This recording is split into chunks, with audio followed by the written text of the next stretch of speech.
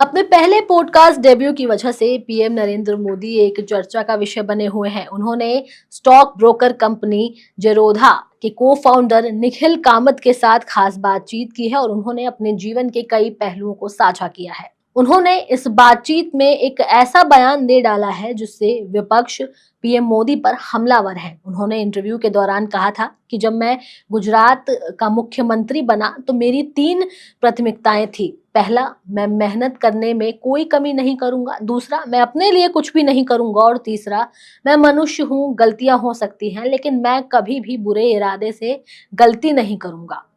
अब इसके पीछे की कहानी कुछ और है। आपको इस वीडियो में बताएंगे कि आखिर विपक्ष पीएम मोदी पर हमलावर क्यों है और पीएम मोदी के इस बयान को डैमेज कंट्रोल का नाम क्यों दिया जा रहा है और इस बयान से पीएम मोदी की राजनीति और रणनीति क्या है, वो भी आपको बताएंगे। लेकिन उससे पहले आप हमारे चैनल द हिंदी टॉप को सब्सक्राइब करें, बेल आइकन दबाना ना भूलें ताकि आप तक पहुंचे हमारी हर खबर सबसे पहले।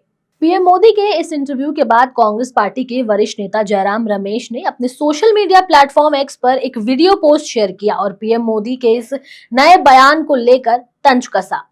वीडियो में जयराम रमेश ने 2 क्लिप्स जोड़ने का काम किया है। पहली क्लिप 2024 के लोकसभा चुनावों के दौरान ली गई थी, जिसमें पीएम नरेंद्र मोदी ने कहा था कि जब तक मेरी माँ जिंदा थी मुझे लगता था कि मुझे बायोलॉजिकली जन्म दिया गया है, लेकिन माँ के जाने के बाद मैंने महसूस किया कि भगवान ने मुझे भेजा है। ये ऊर्जा बायोलॉजिकल शरीर से नहीं है। वहीं दूसरी क्लिप पीएम मोदी के ताजे बयान से थी, जिसमें उन्होंने कहा था कि मैं एक इंसान हूँ, भगवान नहीं हूँ, मुझसे भी गलतियां होती हैं। जयराम रमेश ने इस वीडियो के साथ जो कैप्शन लिखा है वो पूरी तरह से चौंकाने वाला है। उन्होंने लिखा है कि ये वही व्यक्ति बोल रहे हैं जिन्होंने 8 महीने पहले खुद को नॉन बायोलॉजिकल बताया था। अब वो ये कह रहे हैं कि वो सिर्फ एक इंसान है। ये साफ साफ डैमेज कंट्रोल की कोशिश है। पीएम मोदी का यह बयान उनके पहले के बयान से पूरी तरह से अलग है और ये कहीं ना कहीं उनकी छवि को सुधारने की एक रणनीति हो सकती है। दरअसल एक इंटरव्यू में पीएम मोदी ने जब खुद को भगवान का अवतार बताया था, तब उनके समर्थकों और उनके विरोधियों ने इसे एक विवादास्पद बयान माना था। लेकिन अब पीएम मोदी ने अपनी बात पलटते हुए खुद को एक सामान्य इंसान बता दिया है। उनके इस बयान ने उनकी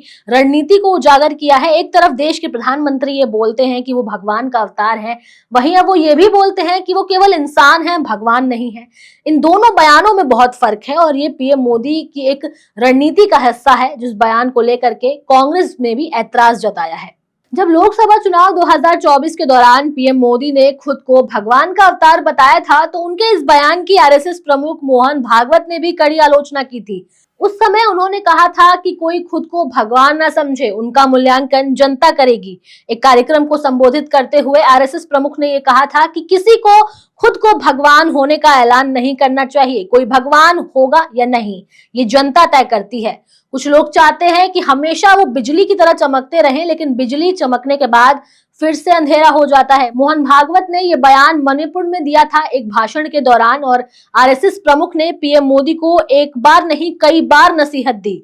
लोकसभा चुनाव में भाजपा की हार के तुरंत बाद ही कहा गया था कि जो मर्यादा का पालन करते हुए काम करता है, गर्व करता है, लेकिन अहंकार नहीं करता, वो ही सही मायनों में सेवक कहलाने का अधिकार रखता है। ये कहना गलत नहीं होगा कि पीएम मोदी ने अपने हाल ही के इंटरव्यू में डैमेज कंट्रोल का काम किया है। जयराम रमेश के साथ ही और भी कई विपक्षी दलों के नेताओं ने पीएम मोदी पर निशाना साधा है और उनके इस इंटरव्यू को डैमेज कंट्रोल का नाम दिया है कि अब पीएम मोदी अपनी गलती और अपने बयानों को छुपाने का काम कर रहे हैं। अब आपकी इस खबर पर क्या राय है, आप हमें कमेंट सेक्शन में जरूर बताएं। ऐसी ही और खबरों के लिए सब्सक्राइब करें द हिंदी टॉप को। हमें एक्स यानी ट्विटर, फेसबुक और इंस्टाग्राम पर भी फॉलो करें।